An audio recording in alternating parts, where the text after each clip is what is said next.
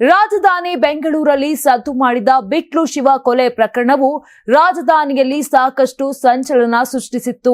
ಈಗ ಬಿಜೆಪಿ ಶಾಸಕ ಬೈರತಿ ಬಸವರಾಜ್ಗೆ ಮತ್ತೊಮ್ಮೆ ಸಂಕಷ್ಟ ಸುತ್ತಿಕೊಂಡಿದೆ. ಸದ್ಯ ಬಂಧನದಿಂದ ರಕ್ಷಣೆ ಪಡೆದಿರುವ ಬೈರತಿ ಬಸವರಾಜ್ಗೆ ಸಂಕಷ್ಟ ಎದುರಾಗಿದೆ. ಈ ಸಂಬಂಧ ವಿಚಾರಣೆಗಾಗಿ ಕರ್ನಾಟಕ ಹೈಕೋರ್ಟ್ ಅಕ್ಟೋಬರ್ 23ಕ್ಕೆ ಅಂತಿಮ ವಿಚಾರಣೆಯನ್ನ ನಿಗದಿಪಡಿಸಿದೆ. ಹೈಕೋರ್ಟ್ ಪೀಠದ ನ್ಯಾಯಮೂರ್ತಿ ಸುನಿಲ್ ದತ್ ಯಾದವ್ ನೇತೃತ್ವದಲ್ಲಿ ವಿಚಾರಣೆ ನಡೆದಿದೆ. ತನಿಖಾ ಸಂಸ್ಥೆಗಳು ಸ್ವತಂತ್ರವಾಗಿ ತಮ್ಮ ಕಾರ್ಯನಿರ್ವಹಣೆಯನ್ನ ಮುಂದುವರೆಸಬೇಕೆಂದು ತೀರ್ಪು ನೀಡಿದೆ. ಇತ್ತ ಬೈರತಿ ಬಸವರಾಜ್ ಪರ ಹಿರಿಯ ವಕೀಲ ಸಂದೇಶ್ ಚೌಟ ವಾದವನ್ನ ಮಂಡಿಸಿದ್ದಾರೆ. ಪೊಲೀಸರು ಈ ಪ್ರಕರಣದಲ್ಲಿ ತಪ್ಪಾಗಿ ಕೋಕಾ ಕಾಯ್ದೆಯನ್ನ ಜಾರಿಗೆ ತಂದಿದ್ದಾರೆ ಎಂದು ಆರೋಪಿಸಿದ್ದಾರೆ.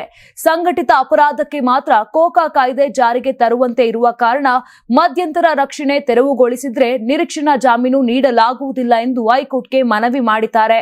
ಜೊತೆಗೆ ರಾಜಕೀಯ ದ್ವೇಷದಿಂದ ಪೊಲೀಸ್ ಕ್ರಮ ಕೈಗೊಂಡಿದ್ದಾರೆ ಎನ್ನುವ ಆರೋಪವೂ ಮಾಡಿದ್ದಾರೆ. ಸ್ವತಂತ್ರ ತನಿಖಾ ಸಂಸ್ಥೆಯಿಂದ ಪ್ರಕರಣದ ತನಿಖೆ ನಡೆಸಬೇಕೆಂದು ಅವರು ಸೂಚಿಸಿದ್ದಾರೆ. ಹೀಗಾಗಿ ಮಧ್ಯಂತರ ರಕ್ಷಣೆ ತೆರವುಗೊಳಿಸದಂತೆ ಮನವಿಯನ್ನ ಮಾಡಿದರು.